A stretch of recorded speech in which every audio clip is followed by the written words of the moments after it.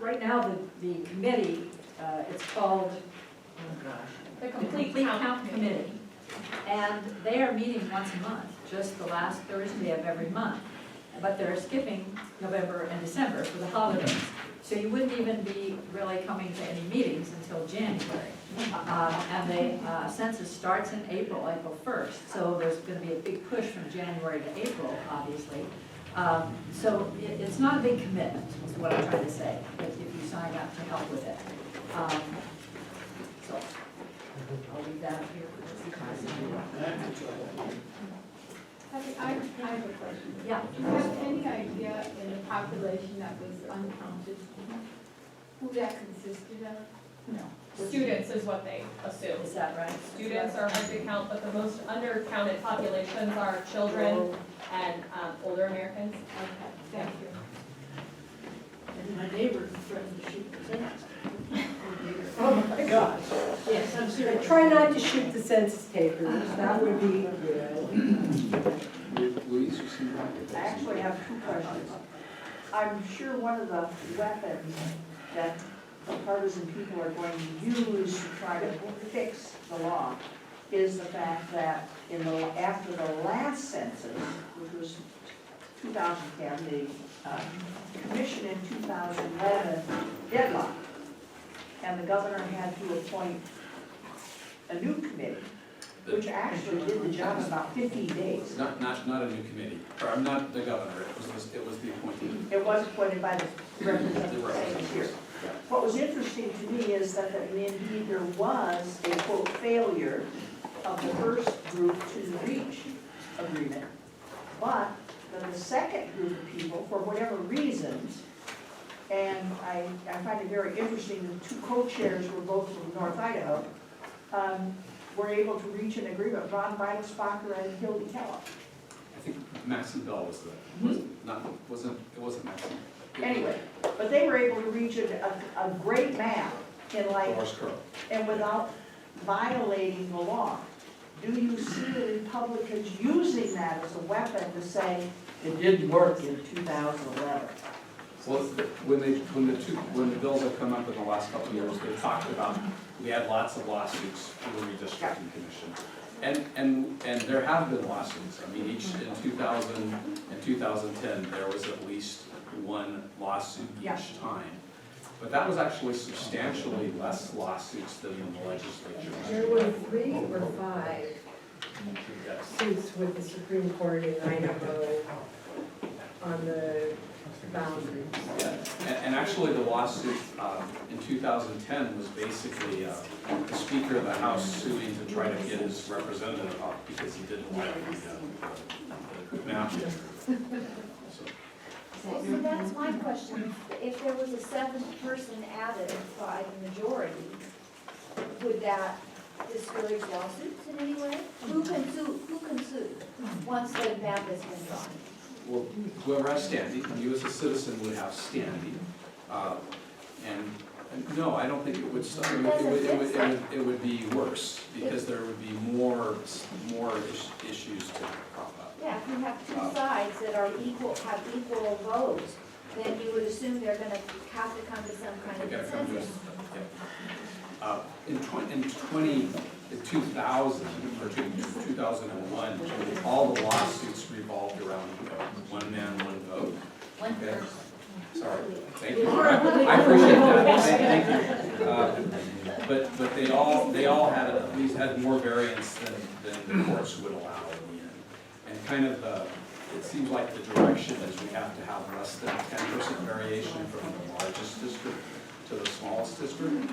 So if we're at, say, 50,000 people per average district, it's 47 to 47.5 to 52.5 is the range you would have.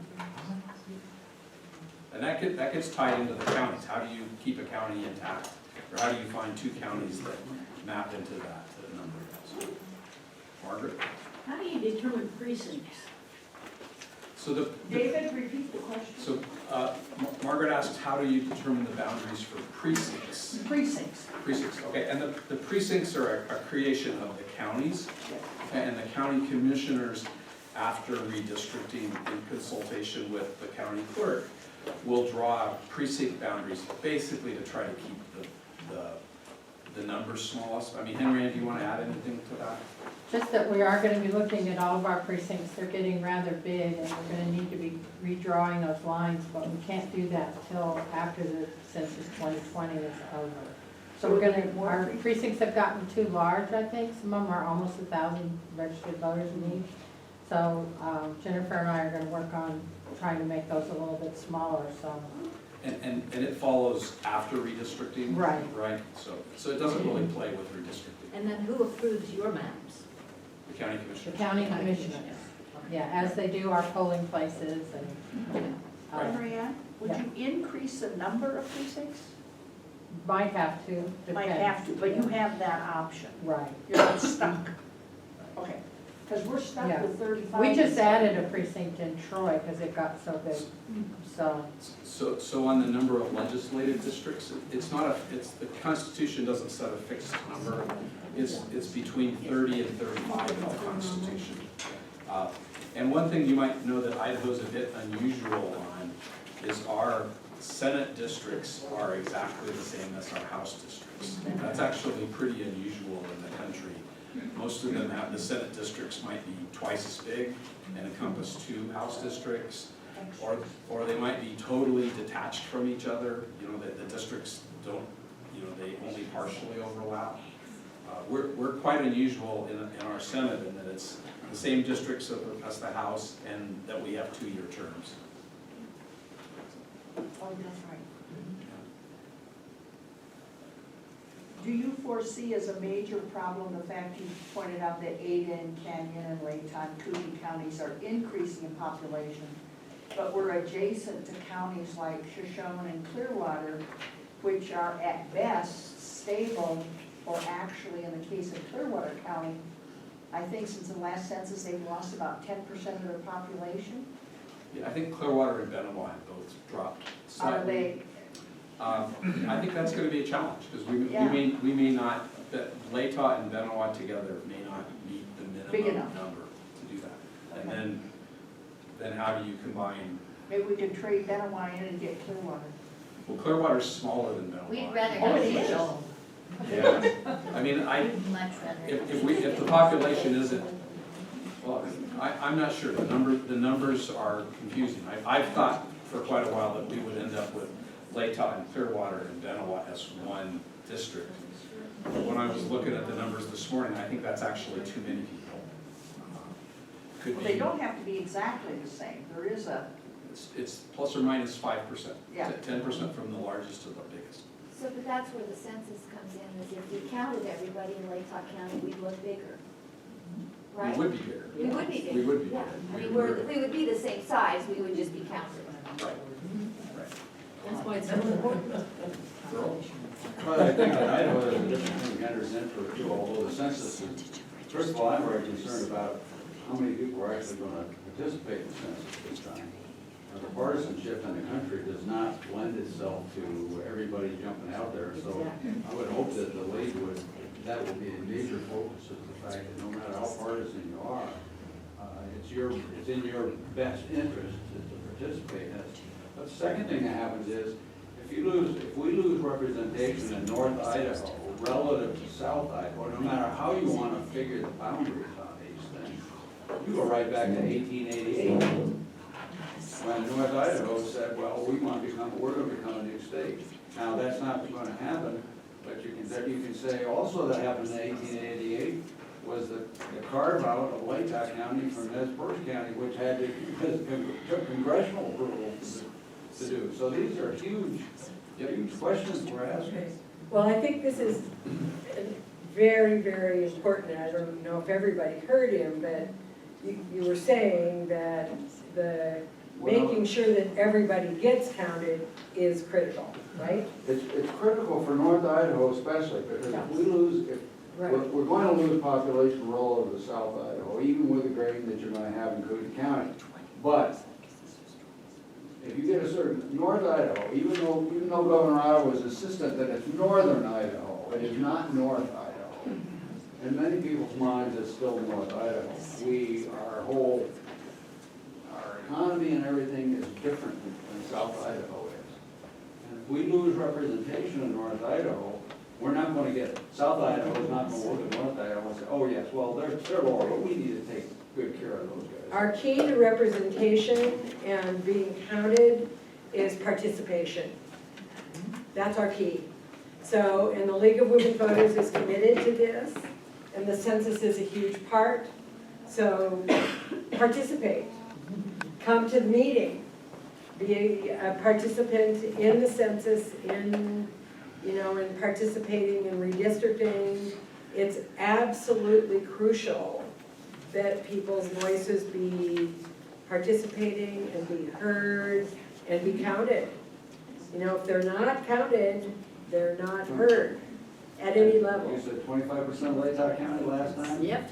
Now, this year, I'm told it's an 11-question form that should only take 10 minutes to answer and will be available online, by phone, and by mail. So it's gonna make it as easy as possible for people to fill out. I mean, Maybe a couple more questions and then we'll say thank you. I would make this comment as someone who has gray hair. I was very disappointed after our current election. I was satisfied with the results, but I was very disappointed with the number of people I talked to with gray hair who said, oh, I didn't bother to vote. And I'm too old. I don't want to study up, including a couple of them that live where you live and I live. It is very, I think, critical that we really do make a plug for our senior citizens because, sad to say, Latah County has one of the highest percentages of senior citizens of any county in the country, or in the state. We do have a very high percentage. And if seniors don't get counted, it's gonna hurt. It's gonna hurt our schools. There's a bunch of us here. It's gonna hurt everybody. So, gray hairs, get educated, get other gray hairs to vote, or to count. Margaret? Well, I mean, can somebody else count you? I mean, after the census, our neighbor threatened to shoot the census taker. I mean, I know this because he came to my house and said, who's living up there? And I was very happy to report them.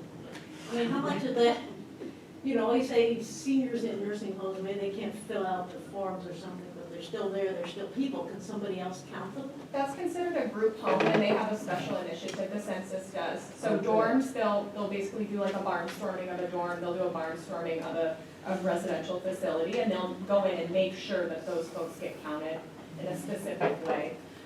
And it's the same thing with homeless populations, they'll pick one day and they'll do a homeless canvas, and they'll try to get as many people as they can. I think for us, one of the big keys would be making sure that the University of Idaho is clearly letting their students know that where their primary residence is, most months out of the year is where they should be counted. And if you're a full-time student, that's Moscow. And so I know that there's been some back and forth about where they should vote and where is your residency, but the census is very clear that they want students counted where they're spending the majority of their time, and they're spending the majority of their months in Moscow. And they're half our population. Yeah, so they should be counted here. Remember that. And see if you can get them to do it. Well, they'll have people go through the door. I mean, that's one of the things, is they know they're not gonna self-report. So the University of Idaho has already been, the Dean of Students is very actively working with this complete count committee to make sure that you can't fill it out for them. You can go to them and say, this takes you 10 minutes. Yeah. Do this, but there's also this concern, there was this citizenship question that was at one time going to be on here, and that will deter some people from thinking they should do it at all, because they might not have heard that now the citizenship question is not part of the census. So that was damage that was done before the census is even gonna be out, that has to be undone. So that's an important message that we need to be spreading, is that there is not a citizenship question on this census. When people start to think about the census questions, think about them. You're gonna find a lot of, now why exactly do they want, what are they gonna do with this information? As I said, with the partisanship we've got today, my guess is a lot of people are gonna say, I'm not gonna do it. And that's really unfortunate, and we gotta try to stop that. You're absolutely right. That's where we need to focus. I think to tag on to that, I think people don't understand how federal and other funds are allocated. So for instance, on the city election, I was asked to go to various places where parents leave their grandchildren for care, and to ask them if they're registered to vote at first, and then would you like information on the candidates? And they were kind of, some of them yes, and some of them, why, gee, I don't know. I said, well, the city election will determine what funds are used to pay for services for your children in the city. You want park programs? You want a swimming pool? You want rec programs? And they were like, really? And I took that ballot and they went, but Yeah. that It's the same seemed to, thing. and it's the same with the census, Yes. with the students and transportation, like, Millions of dollars, that's the thing. and that kind of gets lost when the whole thing. One more. So there are 11 questions on the census. How many of them do you have to answer in your attention? Oh, I have no idea. That's something you'll find if you go to the committee meeting. You Yeah. can ask Lisa. Lisa is the one. Yeah. Okay. So please join me in thanking David